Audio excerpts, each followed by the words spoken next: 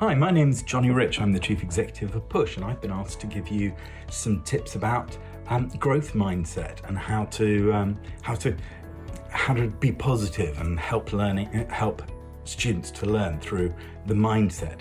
This idea of a mindset comes from an American academic called Carol Dweck, who came up with this idea of the growth mindset. And she actually did some experiments which discovered that if you have a positive mindset to your work, then you learn a lot more quickly, and you learn a lot more than if you don't think you can do it. I mean, this is obvious stuff, but it was actually tested.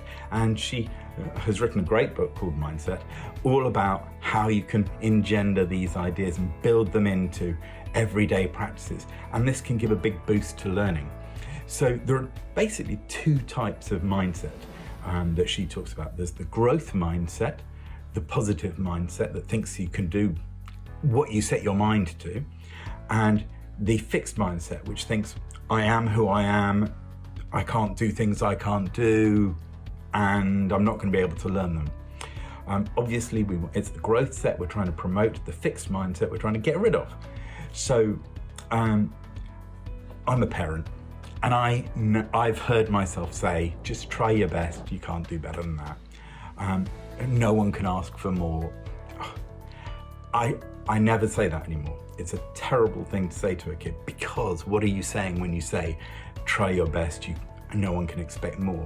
Yes, what you're really saying is, your best, it's not going to be that good. I don't expect it to be that good, and you shouldn't expect it to be that good either, but we better accept that because that's all you're going to do.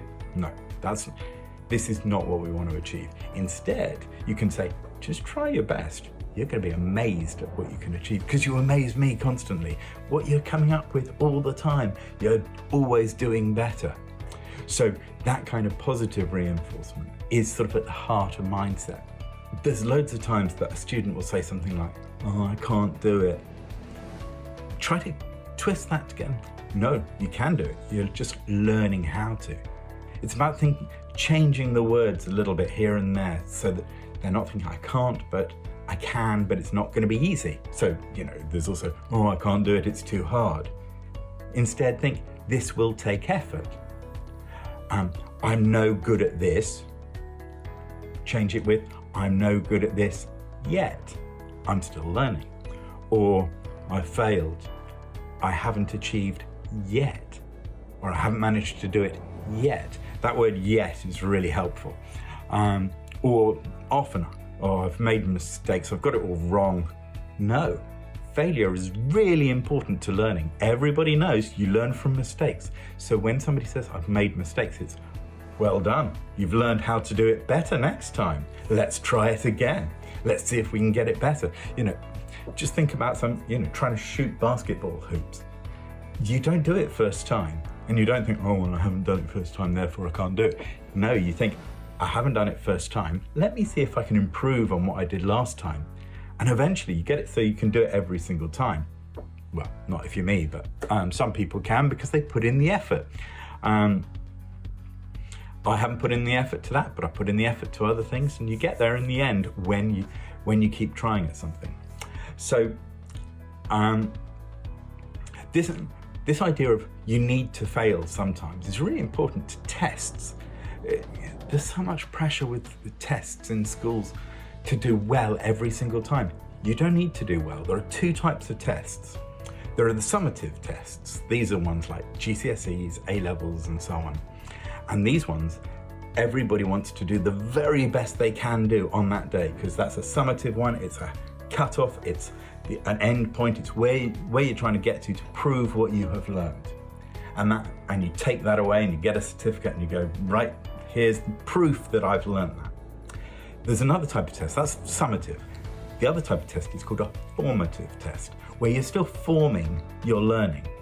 And in a formative test, you want to get things wrong. If you get 100% in a formative test, yeah, maybe you learned everything, or maybe you guessed half of it and you still don't know it. Now, that half that you guessed, you're going to move ahead without knowing it. But if you get 50% wrong and 50% right, you know what you didn't know. You found out what you still had to learn. And now you don't have to relearn the stuff you already know. You can focus on just relearning the 50% you didn't know. And so actually it's made you a more efficient learner.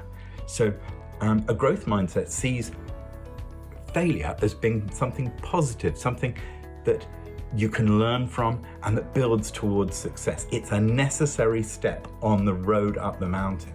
And when I say the road up the mountain, very often we when we're on a mountain, trying to climb up, we look up the mountain and we go, oh, it's too high, I can't climb it. Apply the rule of haven't climbed it yet.